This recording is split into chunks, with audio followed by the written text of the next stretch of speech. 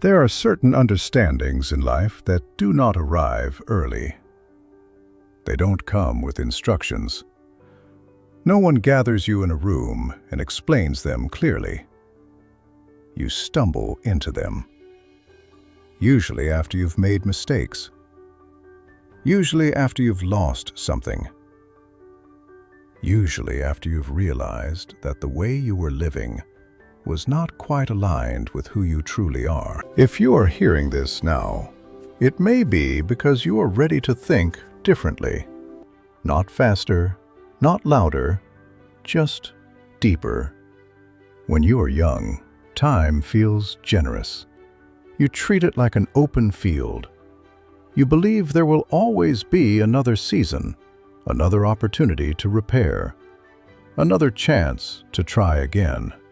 And often there is. But what no one tells you is that time rarely announces its departure. You don't wake up one morning and feel that a chapter has ended. You only realize it later, when a place you once visited no longer exists, when someone you meant to call is no longer reachable, when the version of yourself you intended to become remains unfinished. Years pass, not in dramatic leaps, but in quiet repetitions. Mondays, evenings, routine conversations. And then suddenly, what felt recent becomes distant memory. Time does not rush. It accumulates. And if you are not paying attention, it accumulates without you noticing.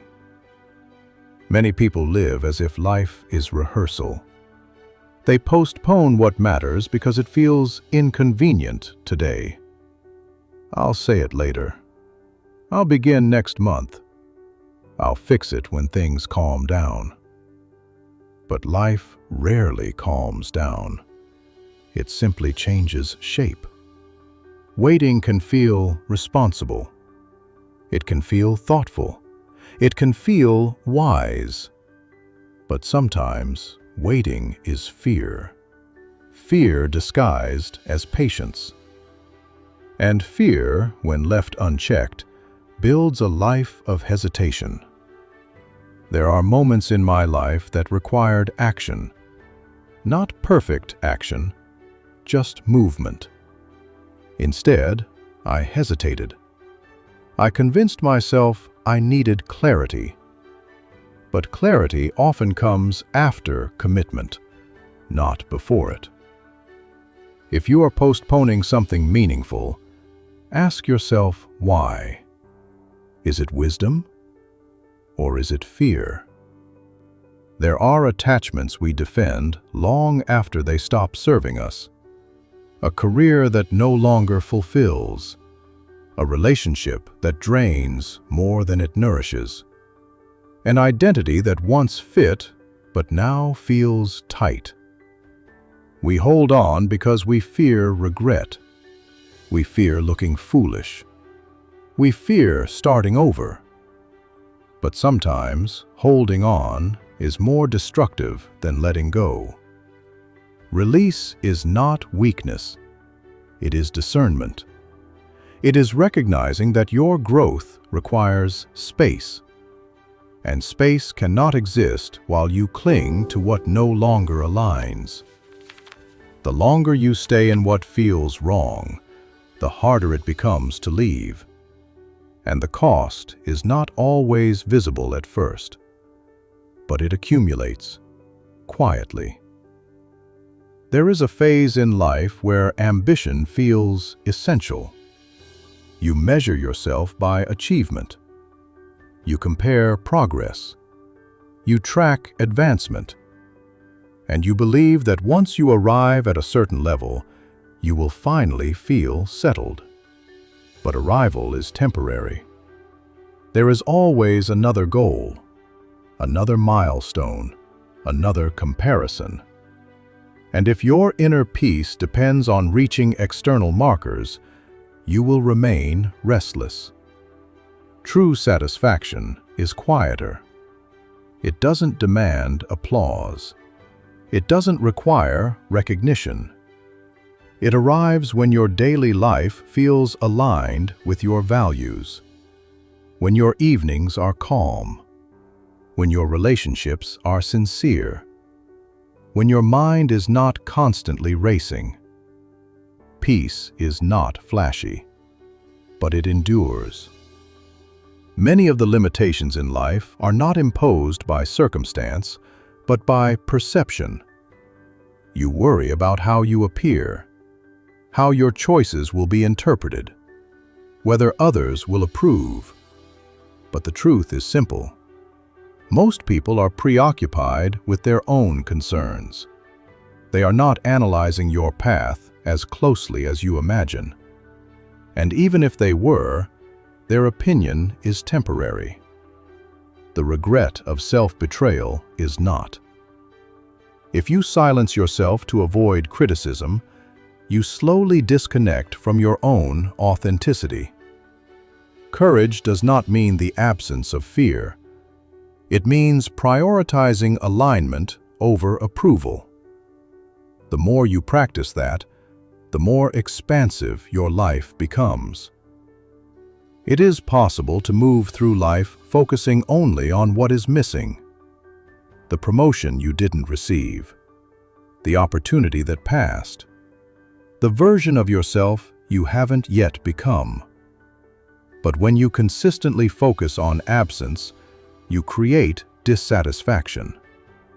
Gratitude does not ignore difficulty. It acknowledges abundance alongside it. A warm meal, a shared laugh, a quiet morning, a person who listens. These moments appear small, but they shape your emotional landscape. When you train yourself to notice them, you shift from scarcity to sufficiency. And sufficiency is a powerful state. Love is not a spectacle. It is not constant excitement. It is attention. It is choosing presence even when distractions are available. It is listening without waiting for your turn to speak. It is apologizing without defensiveness.